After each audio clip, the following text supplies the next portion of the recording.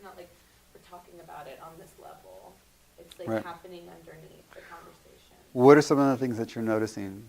Well, I have like a grandmother that's Mhm. taking care of children, and like she needs lots of personal space. Mhm.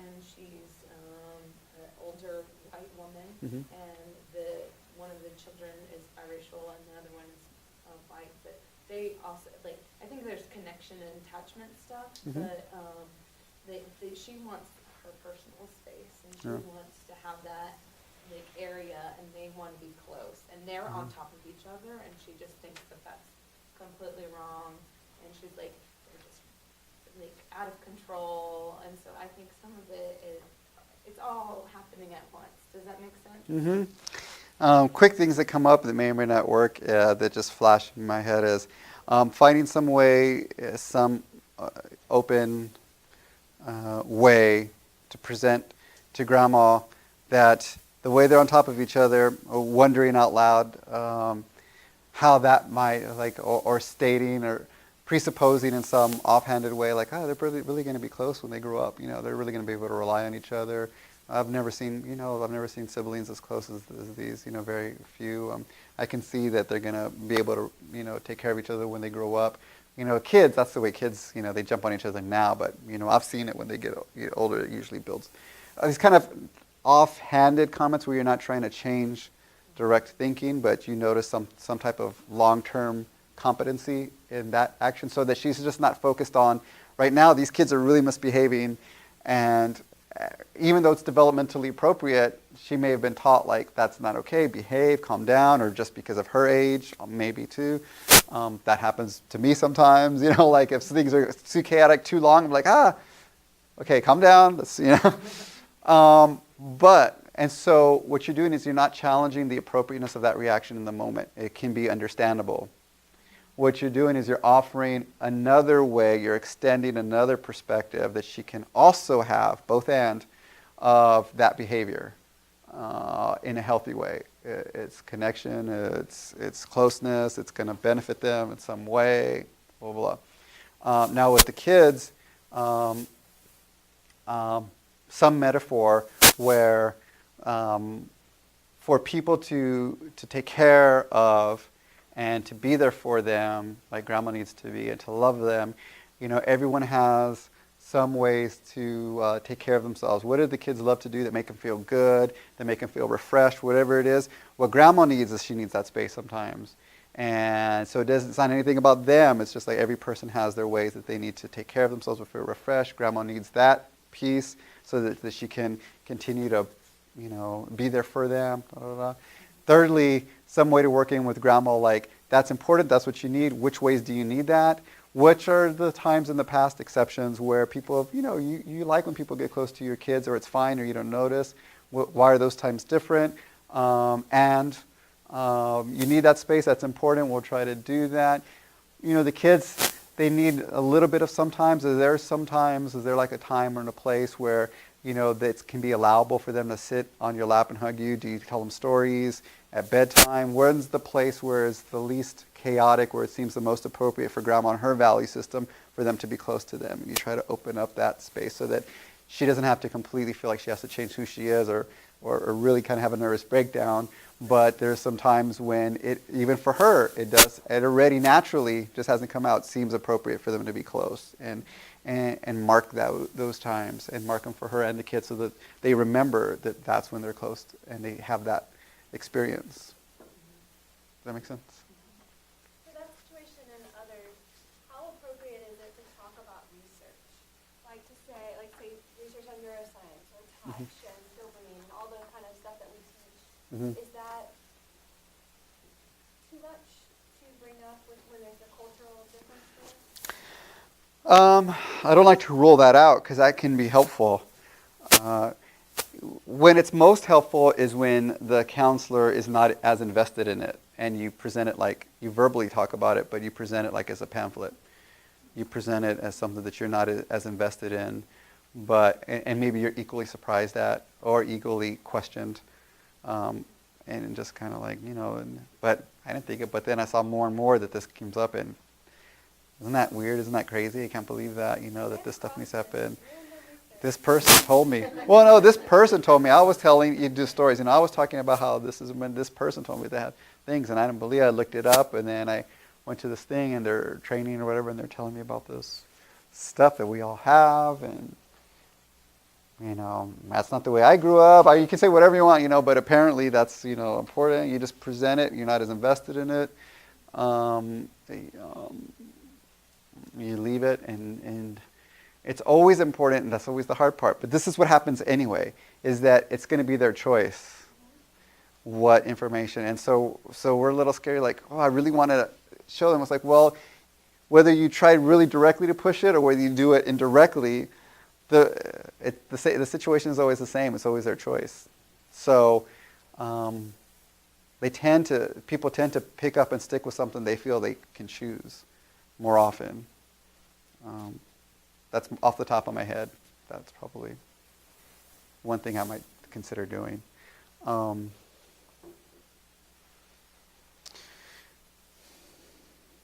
Yeah, something like that. Anything else? I mean, there's always a lot else, but just...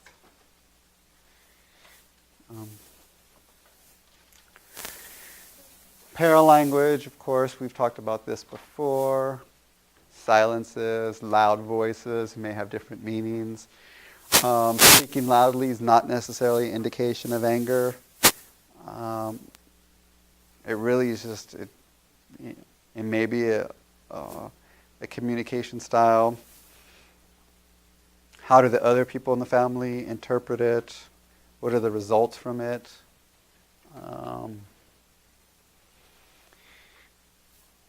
Silences or speaking softly again may not mean disinterest or disagreement, or a lot of the times people have to spend time thinking about what they're hearing and what you're telling them.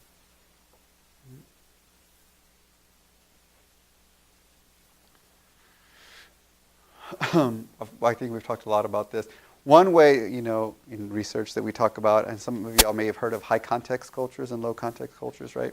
So high context cultures is a lot of what we've been talking about. Cultures that depend on other cues besides the exact words that you're saying to communicate what you're talking about, right? Doing things indirectly, body language, facial, There's a lot in the context of how you're communicating that's delivering the message. Most of the time in U.S. culture, mainstream U.S. culture, is a much more low context. Again, even in our field, we talk a lot about, despite the fact that we do a lot of like Rogerian stuff and listening, mostly the field is about accuracy of communication, I statements and all that stuff. Very low context. That completely eradicates the context and says it doesn't matter what your cultural context is, what are you saying, right? And so, but if you're speaking to someone else that understands that context, communication is going to be easy. It's going to be great. Neither of these are good and neither of these are bad. It's just different styles of communication. And if we value a lot of low context communication, then high context communication is going to frustrate the hell out of us because it's going to feel like muddy, foggy, like why can't you just say I'm trying to get to what you mean. But the person's like, I'm telling you what I'm meaning, but in all this other different ways. And the opposite may be true.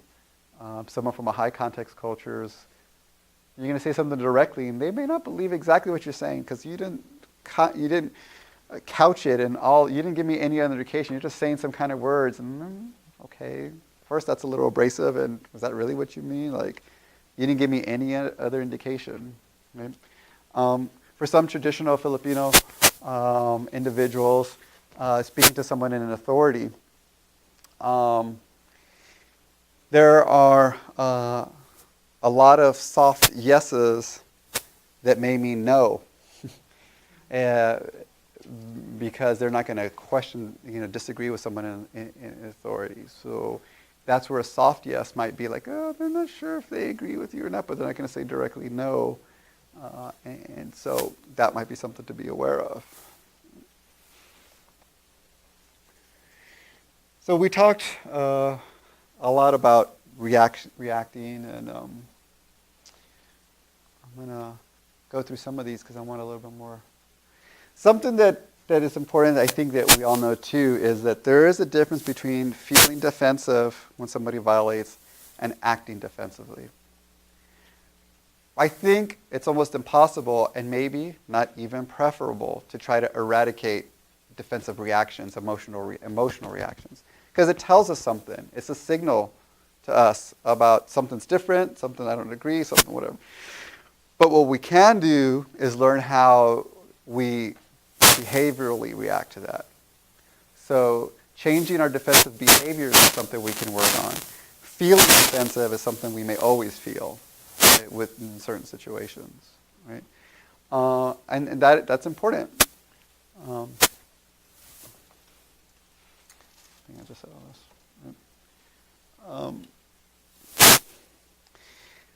I think you can look at any kind of behavioral or relaxation workbook or something, and there's a lot of stuff out there that helps us go through the process of working on changing our defensive behaviors, right? So I'm not going to spend a lot of time on this, kind of put it up there, but some of the things is, it's almost always first in all of these lists is, for a lot of us, we get some type of physical sensation when we're feeling defensive. And it's different, it's in the stomach or it's, in our legs, we shake, something happens and we're not always aware of it. In the strong reactions, we're aware of it, but sometimes in the quick interactions, we're not. So it's learning to be mindful of those reactions, those physical reactions, what happened just before that.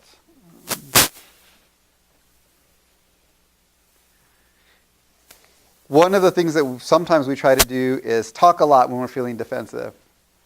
If we feel like maybe our credentials or who we are as a person is being questioned or not valued, we tend to try to talk. Talking is very valued in our society. So we try to talk a lot to try to clarify or try to over-explain who we are. And I know I've done that, right? And so if that's our reaction, then that's something to be aware of and try to take a step back. Because usually trying to talk through that increases the defensiveness of the person in front of you. And this happens in a lot of ways. You just remember where you remember things. But like in narrative therapy, one of the things that we talk a lot about is that the more you try to invalidate or question somebody's story, the more they're going to dig their heels in and increase the strength of that story. Right? It doesn't even matter if that story is helpful to them or not. If we question it, they're going to react. So it's the same thing with kind of being defensive.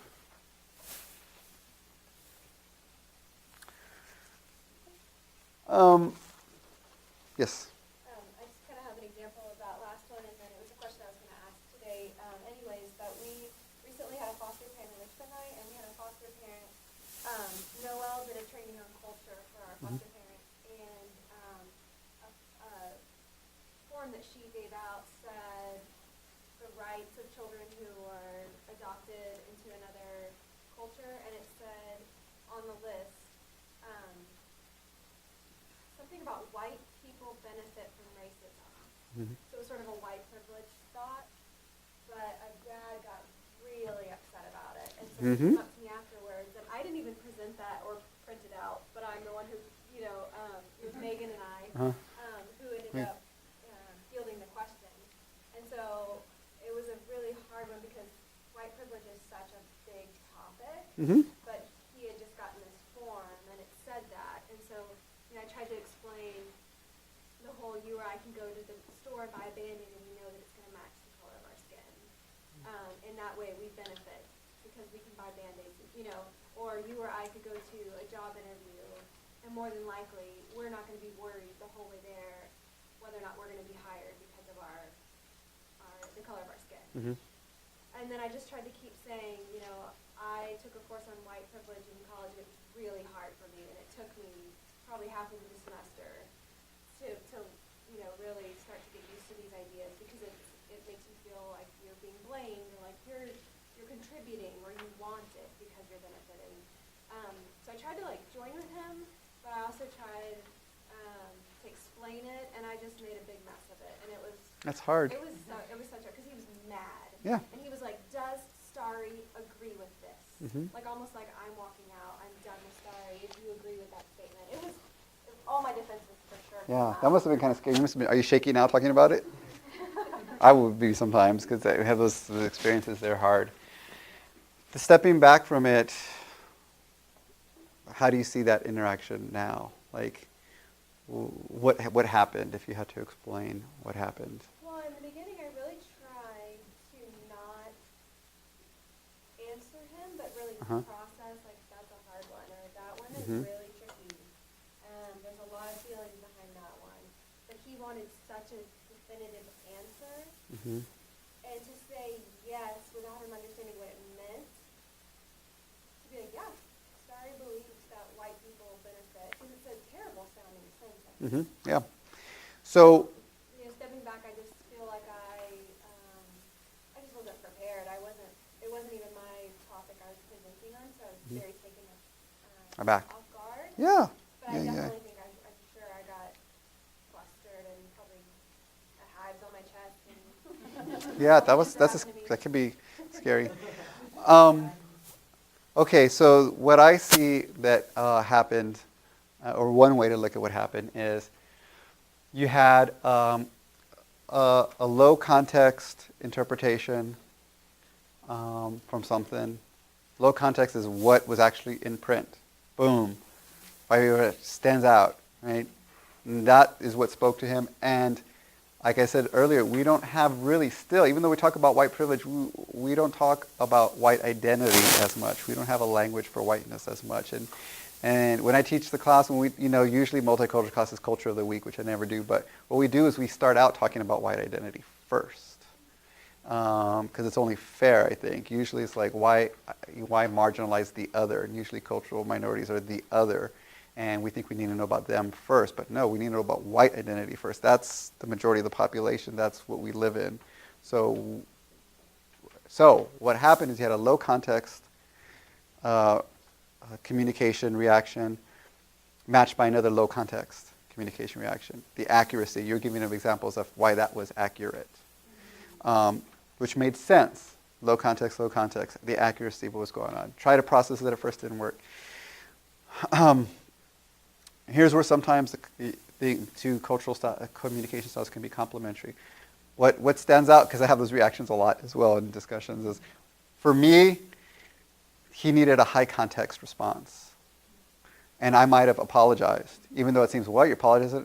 No, because in his experience, that was real. You're saying something very low context. That's the only way. And I might have said, we should have contextualized this more. We should. This sentence by itself was not appropriate to put here. There's a lot more that we mean by this that wasn't included, and I can see how putting this sentence alone, the way it's stated, gives the wrong message, sends the wrong message, and that's something we shouldn't have put there in that way. If what you're hearing is that we're accusing white people, then we're not doing that. We're not making accusations against the whole group of people and saying that they're completely bad or wrong. I can tell you more about what we were intending to ask, if that's something that you want to hear now.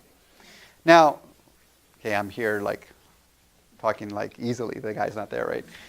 So that might not have, still been something that he could have, he might have just been mad. And then in that case, if he was still mad, then I would have just, validated his anger. I would have just validated his anger because that's what he was feeling. And as we know, when we have an anger like emotion, it's hard to fit in rationality sometimes in there, or even for the best of us sometimes. So I would have just validated his anger. And I did. I felt, and not that I did validate, but I did feel for him because if I had read that sentence before graduate school, I would have been super offended. Yeah. I wouldn't have understood the context. Right. So I knew where he was, but I knew I couldn't explain all of white privilege in 1 2 minutes. So I was Right. like, Right. Sometimes it feels like a violation, but sometimes it's like taking one for the larger picture. Like, that was screw up. There's nothing I'm going to be able to say that's going to make that right. Even though I believe that, that's an important piece to point out. It's done. It's out there. Can't take it back. That's why I might have been, even though it seems like, and no one else has to do this, of course, but that's why I might have erred a little bit of more being apologetic. Yeah. Not, I'm sorry, but kind of like, I'm sorry that this was presented this way, and not overly apologetic, because that also, being overly apologetic inflames. So if they're angry, it gives them permission to be more angry. And it's not a conscious decision they make, like, I'm going to be more angry now. It's just kind of the way our emotions work. So, you can acknowledge something that you didn't, and then try to contextualize it, and then try to validate any feelings that might be there. I would have felt better by saying, I'm sorry that there isn't more information here to explain such a Yeah. big thing. Right. That would have made me feel better to just say that instead of, rambling. Yeah, but that's hard. I know I would consider messed up some of those interactions before plenty of times when something has caught me off guard like that. I mean,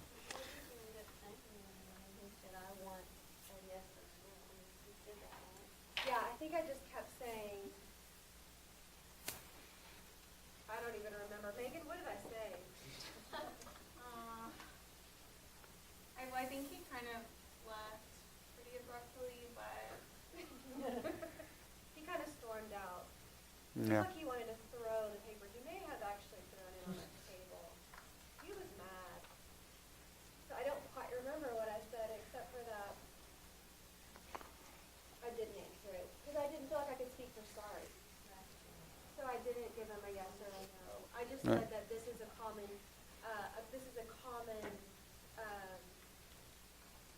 theme in literature in a context of a class called white privilege or a conversation about white privilege. So that I didn't want him to think we made it up. I wanted him to know that this is a thing. Yeah. Oh, yeah. Yeah. And that was the defense of trying to Yeah. validate your credentials, validate, what it was you were presenting as substantial. It makes sense. Yeah. Yeah. That makes sense. That reaction makes sense. Some of these are, sorry. I'm kind of going to stop, and we're just going to continue to open up to questions. But some of these questions here are just examples of ways to ask about specific cultural identities without saying, like, well, what religion are you, or what race are you, or whatever. And kind of more open-ended, and there's a lot of different ways to do it, but how would you describe yourself? Tell me about your familial background, your family background. Does your family have any strong cultural ties to a certain group? What was that like? Not like, what culture are you? And it's kind of like interview. What religion are you? What was your religious upbringing or spiritual upbringing? Like, did you have a religious spiritual practice growing up? Do you have a practice now?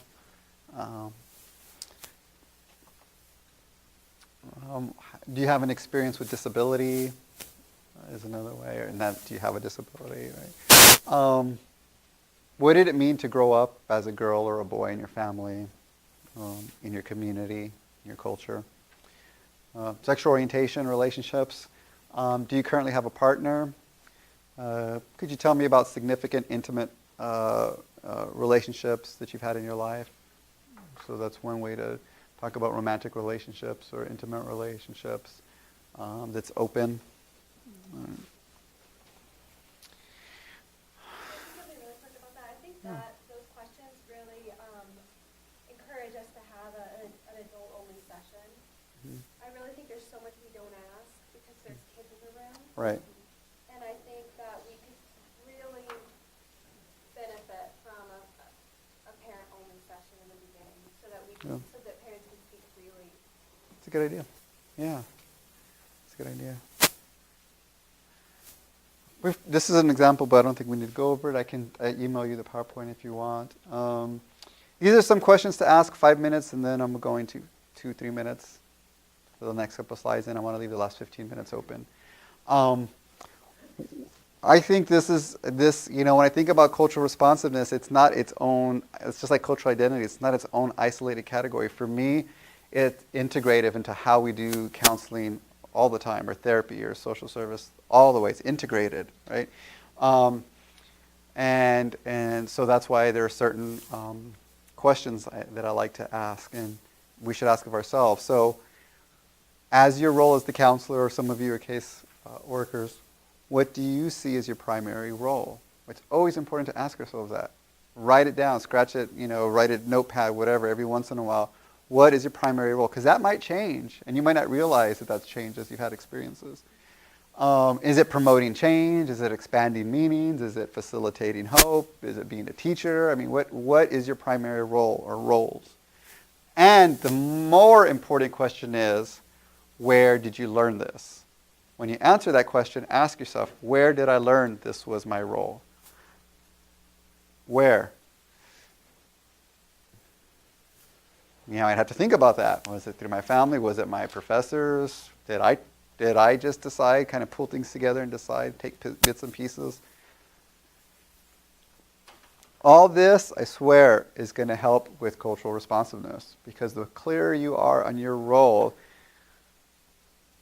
the clearer you are in guiding how you're going to respond and what you want from the families you work with.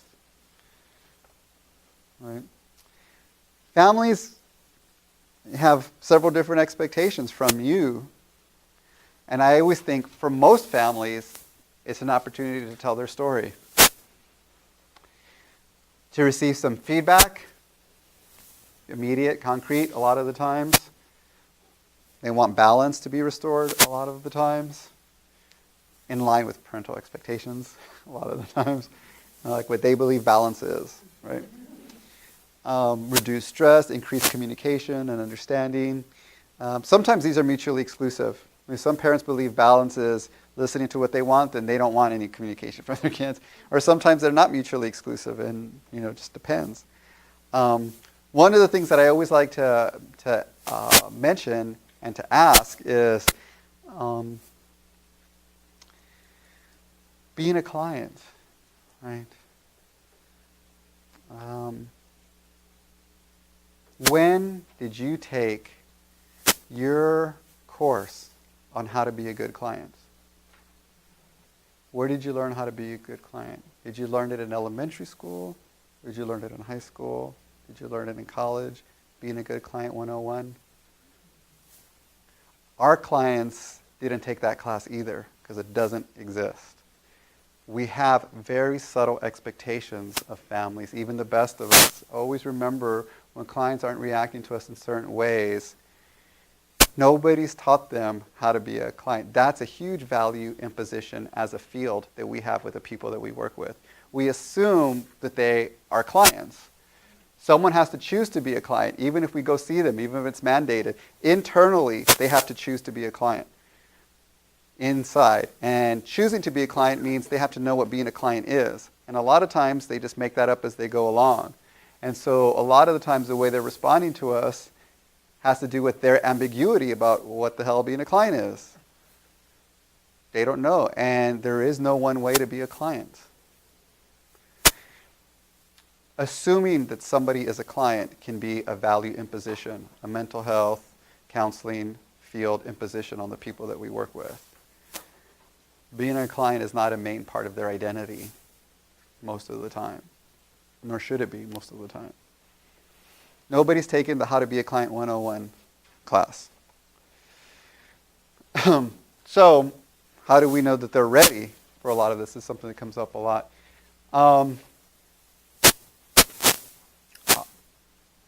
That's for us to kind of perceive what they think's happening with you, what they think's happening in these sessions.